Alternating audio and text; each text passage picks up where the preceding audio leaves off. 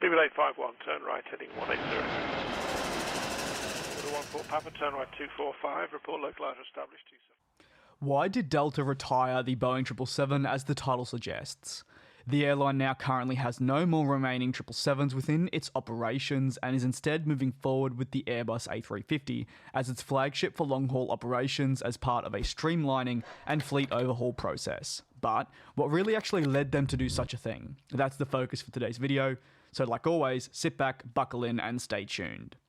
The airline previously had a total of 18 of the 777-200 variants within its operations. However, they have since departed at quite a rapid rate. We'll begin first by taking a look at the two variants that were specifically within the 777-200's operations, if you will. That includes the 777-200ER and the 777-200LR, the extended range and the long range variants. Both are different in their own way and can therefore increase costs for maintenance, especially as the pair got older and older with the more years passing. The 777-200ER for them was specifically powered by the Rolls-Royce Trent 800 engines, and then the Dash 200LR was powered by the General Electric GE90-11B engines.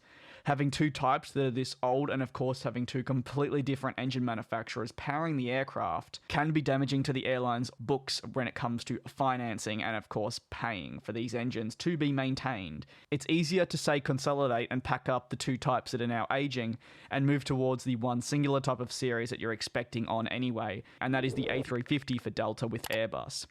In 2019 alone, there was actually a $100 million write-up down on upgrading these 777s, as we know the cabins were being refurbished, and the costs simply outweigh, say, having those A350 operate on said services, with economics and efficiency improving drastically with the new aircraft. The current global pandemic has also drastically changed the future for these 777 aircraft, and more. More and more airlines nowadays are looking at retiring certain aircraft that are no longer efficient or don't make sense within their fleet portfolio. Delta has always been known for having a relatively expansive and diverse fleet with lots of different types of aircraft. That, however, is something that the airline has always been wanting to change, but I guess you could say hasn't been in the right position to do so.